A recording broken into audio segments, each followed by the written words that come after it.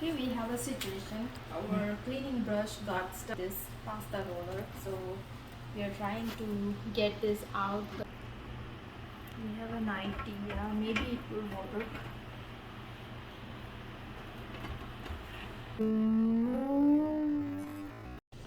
Okay, so what we are going to do is, I think the rollers, they spin this way, both of them, like this way.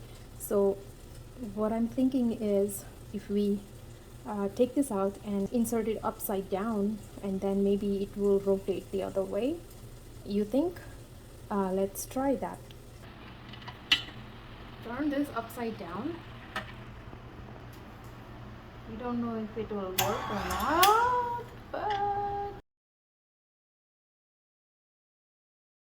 oops, make sure to secure this thingy. Okay, now let's see if it works. Does it roll the other way? No.